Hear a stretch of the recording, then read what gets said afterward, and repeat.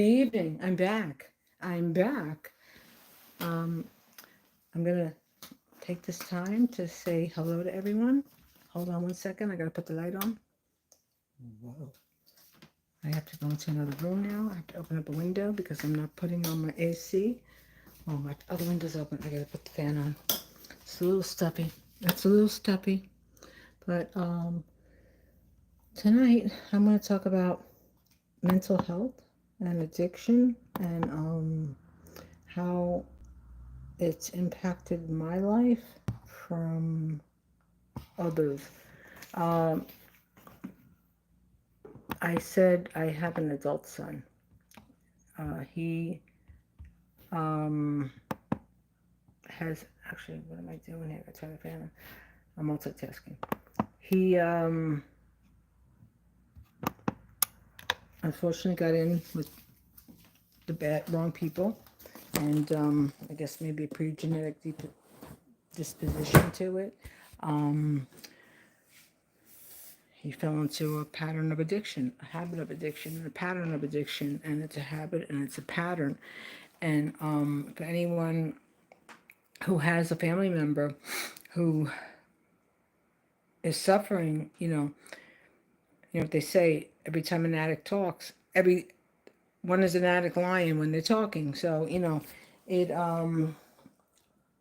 that's that is the truth. I could say that is the truth because what happens is, and I'm not trying to shame anyone. I'm not trying to speak ill of anyone with any addiction issues, but when you have that way of thinking, even when you're not using, is what I'm saying. So, uh, it is what it is. I had another issue. There was another issue with my son where he did something very reckless here in my house, and that involved him disconnecting my boiler, which was a brand new boiler. And oh my goodness. I mean, I had the sheriff here and they said, you want to suppress charges? And I started crying, because it's like, nothing I could do. Nothing I could do.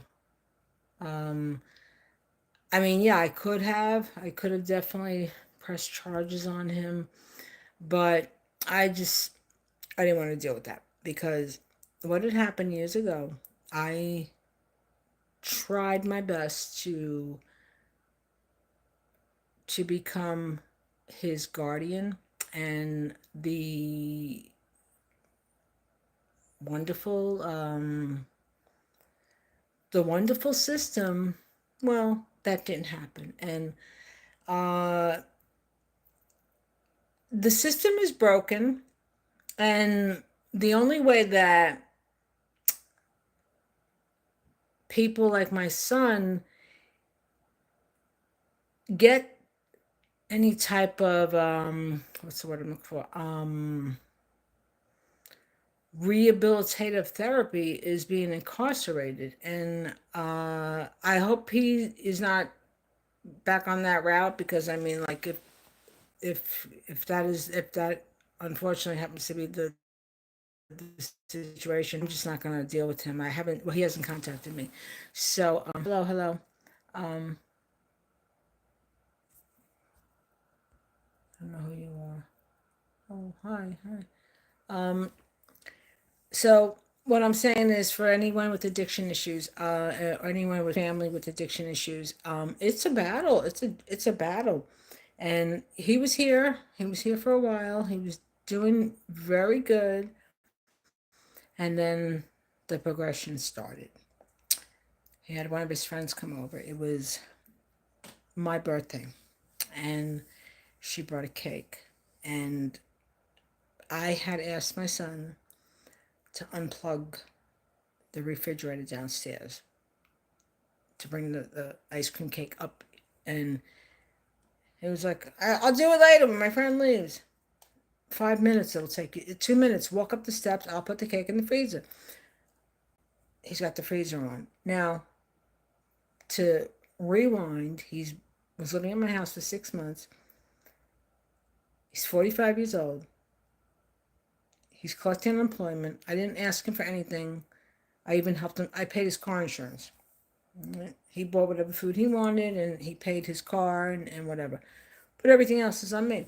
And it's like he made that into a big to do, like he does. It's the drama. It's the drama. I have to say it. It's the gay drama, gay men drama. No, no dissing gay men. My son's gay, but honey, Queens, let me tell you that drama. You need to like have decaf. You need to like you know tone it down. Everything's not about you. Everything doesn't have to escalate into a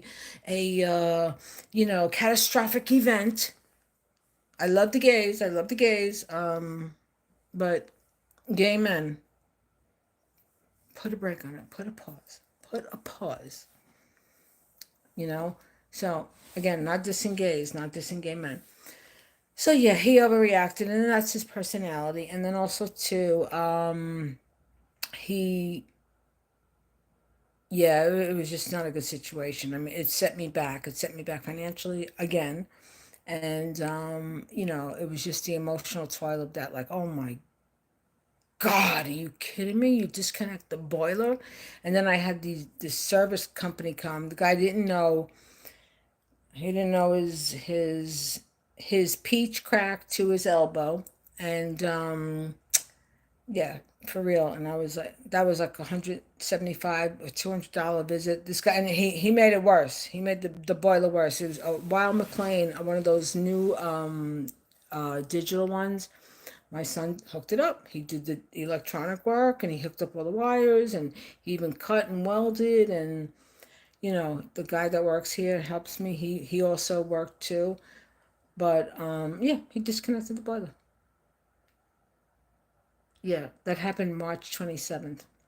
And now, had I become his guardian, had I become his guardian like I wanted to do, but the incompetence here that goes on in this system of so-called governing, it is a joke. It's just it's horrendous. And then, okay, so now I don't know for people in this on Instagram. Last year I broke my leg. My son, again with the acting up, and he wasn't living here. Um, I had my niece taking care of my dog because my son was a no-show. The usual. When he's using, that's what happens. So my niece was taking care of my dog, and she has triplets, and she has six children altogether. The triplets and only the four kids live at home. The little young girls, and my 20-year-old niece, or however old she is, 19. Anyway, the dog was there. So now she's got her hands full, this girl. I mean, could you imagine triplets? I mean, anyway, taking care of her house, taking care of her family, and then she's got my dog. So my dog is like me. My dog is like chill, mellow. It's like, oh, it's nice and quiet here, mom. I like this vibe. Yeah, mom, it's just me and you. We're good. Nice chill out. No chaos. Triplets, household, a lot going on. My dog escaped from my niece's house. My niece lives about maybe 3 miles. She's under 5 miles from my house. So my dog was walking in the direction heading towards the house. Some motorist driving saw her on the road, a main road. This all happened when I was in the hospital. Yeah, anyway, so yeah. Now that wouldn't have happened with the craziness with my son, because I would have been his guardian, and I would have been the person to be responsible. Like, okay, this is what you have to do. You have to go. You have to make sure you're taking your medication. You have to make sure you're going for treatment therapy. You gotta stick with the program. But no, that didn't happen because, like I said, people like my son, people who have addiction and mental health crises, they're more beneficial when they are, you know, in the Gray Bar Hotel. That's the fact. That's the fact. That's the fact. So, it's just a broken system. So I'm just talking about mental health crises and addiction and how it wreaks havoc on people, and like there's these places, these rehab places that are supposed to help people. You know who they help? They help themselves, and I'll tell you why. Because they don't, for the most part, these places don't really give a flying rat's you know what about the people that are in need of treatment. They're a dollar bill sign. Oh, you have an addiction problem? Yeah, we got something for you. We got a bed. We got a bed. You got to do the work. How much you get per night? Ching, ching, ching. So yeah, it's a game. It's all a game. But for anyone who's suffering from any addiction, I hope you know, get the monkey off your back, get the gorilla off your back, and try to live a clean life. Life isn't perfect. Life is really a lot, and it could be a lot of people can't handle it. And that their escapism is to use, and but that doesn't do anything but just destroy your body and your mind and your spirit and your soul, and then it wreaks havoc on families. Oh, I thought I left the light on out there. But anyway, that's all I'm gonna say. So, I don't know who these people are. Hello. Say hi. You. I'm the only one here. Okay, so what? Goodbye. Okay. Yeah, these people who come on. Yeah. Okay. Oh, very good, very good. Good luck for you. Good luck for you, Amy. Yep, and happy Pride to you and to anyone who's celebrating. Um, you know, I think a lot of people are they're more prone to addiction and substances. Um, I just have a real strong personality. It's like, I'm not going to sit here in front. When I was younger, yeah, recreational partying that was the name of the game. No, no doubt about it. Right hand to God, right hand to God. Recreational partying, yep. Friday night, whoop, whoop, whoop it up, whoop, that was as a young girl, young woman. But like, oh yeah, people would be at a party. Oh, everybody want to chip in. You want to get a blank ball, a blank ball, and this was like circle way back. And people are hanging out. You're at somebody's house, and people are drinking. They're having a party, and it's like, yeah, and I'm gonna spend my money on that for what? For what? With me, it's always practical. It's like, yeah, like my mindset was always like, okay, I got to make sure I have 6 months worth of my rent paid off. I got to make sure that there's everything because I've always set myself up. It's just kind of the way I've done it. Just knowing how to manage money. It's just like a skill that I have, and but like seeing people become reckless but then like a lot of these people that were partying, they either lived at home with their mommy and daddy or they were, being spoon fed illegal things, from those involved with that lifestyle. But yeah, no, I don't, nope. Whatever I have to deal with, I deal with, and that's it. Even like after I broke my leg, I I had I came home, no painkillers, no painkillers. There's a nurse there that I have to actually make a complaint about because, okay, can't see the dang heart. Okay. Oh, yeah, all right. Um, this one nurse at the hospital, she came into my room. It was about midnight. And she came in and she said, "Oh, here's your medication." They were giving me anti inflammatory and they were giving me oxycodone. They were giving me two. And she gives me two pills. And I said, "Oh, they reduced the dose?" She said, "What do you mean?" And I said, "The oxycodone. Wasn't I supposed to get two?" And she goes, "Oh, I gave you two." And I'm looking at it and I said, "Excuse me, you see this? There's not two here. do I make myself clear? And she was like, no, I gave you two. I gave you two. I said, put the light on, get your supervisor in here. And then you know what happened? Her supervisor comes in. I said, listen, this nurse is fronting here. She's trying to say that she gave me the pills. I said, she gave me she gave me the anti-inflammatory, and she gave me one of the pain meds. And I'm supposed to get two. I was like, I was loud in this nurse said, I was like, no, no, no, you're not doing that. Because if you're doing this to me and I'm conscious, I can imagine what you're doing to other patients that are out of it that might be like on an IV drip for the pain and they're taking some type of pain med orally also. The supervisor came in, the charge nurse, and then she left. The nurse that came in trying to BS me, she puts the light on. Oh, I found it. I said, call your charge nurse back. I want to hear back now. Nurse came back. I said, she found the pill. And I said, yeah, I think you need to follow up on with her. No, not me, not me. Strong leg bull. Yeah. I'm very sensitive. Oh. Anyway, can you shout me out and I'll sub?